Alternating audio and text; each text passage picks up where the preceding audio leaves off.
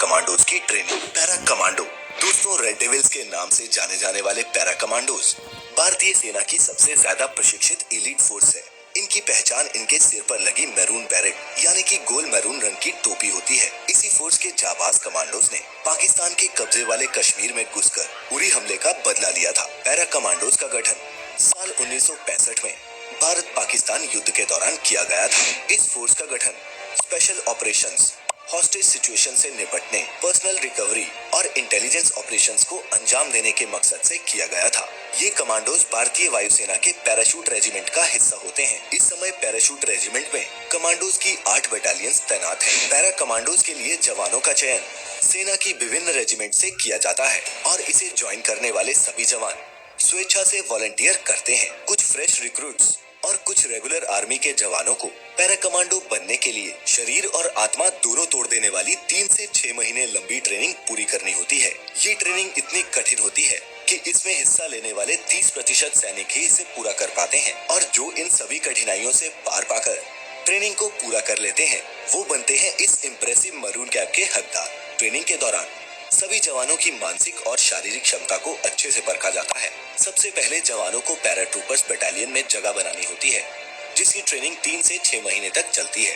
पहले 90 दिनों में प्रॉमिसिंग कैंडिडेट्स को फिल्टर किया जाता है। पैरा बनने की ट्रेनिंग के दौरान जवानों को एक रूट मार्च कंप्लीट करना होता है, जिसमें 23 किलोग्राम का वजन उठाकर 60 से 70 किलोमीटर की दौड़ सैनिक लगाते हैं। इसके अलावा इन्हें हर तरह के हथियारों को चलाना, बम और बारूदी सुरंगों का इस्तेमाल करना भी सिखाया जाता है। 90 दिनों की इनिशियल ट्रेनिंग के बाद डटे हुए सैनिकों के लिए एक 5 हफ्ते का हेल वीक शुरू होता है, जिसमें इन सैनिकों को बेहद ही कम नींद और खतरनाक टास्क चुनौती के तौर पर दिए जाते हैं। इन टास्क में 25 मीटर दूर टारगेट पर निशाना लगाना, जब आपका बडी उस टारगेट के बिल्कुल साथ खड़ा हो, जैसे टास्क भी शामिल होते हैं। फर्स्ट फेज में जंगल में सर्वाइवल स्किल्स की ट्रेनिंग इन सैनिकों को दी जाती है। दूसरे फेज में दुश्मनों से बचने और रेस्क्यू करने की ट्रेनिंग दी जाती है। तीसरा फेज सबसे टफ होता है और इसमें सैनिक के दिमाग को उसके शरीर की तरह फौलाद बनाया जाता है।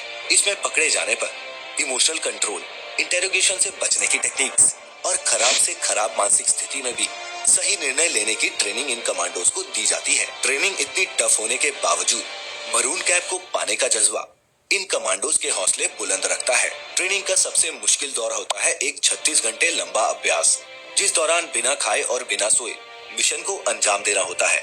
यदि इस दौरान कोई भी जवान सोता या खाता हुआ पकड़ा जाता है तो उसे उसी समय निकाल दिया जाता है। 36 घंटे की इस ट्रेनिंग को पूरा करने के बाद इन्हें 100 किलोमीटर की एंड्योरेंस रन में भाग लेना होता है, जो बेहद ही मुश्किल होती है। 100 किलोमीटर की पूरी दौड़ इन्हें 30 किलोमीटर के 2 और 10 किलोमीटर के 4 चरणों में 16 से 17 घंटे में पूरी करनी होती है। इसके अलावा इन्हें लगातार 15 दिनों तक जागने की ट्रेनिंग भी दी जाती है। पैरा कमांडोज को हवाई जहाज या हेलीकॉप्टर की मदद से दुश्मन के इलाके में बिना नजर आए उतरने की ट्रेनिंग दी जाती है। साथ ही इन्हें संकरी रास्ते, पहाड़ों पर कम से कम समय में चढ़ने और लंबी दूरी तक तैरने की ट्रेनिंग भी दी जाती है। इसके अलावा पैरा कमांडोज जंगली जानवरों की आवाज भी निकाल सकते हैं। इन सभी तरह की ट्रेनिंग्स को जो जवान सफलतापूर्वक पूरा कर लेता है उसे मरून बैरेट यानी कि गोल टोपी दी जाती है, जिसका अर्थ होता है कि उन्हें पैरा कमांडोज के परिवार में आधिकारिक रूप से शामिल कर लिया गया है। पैरा कमांडोज की यूनिट्स हर वक्त या तो किसी मिशन पर होती हैं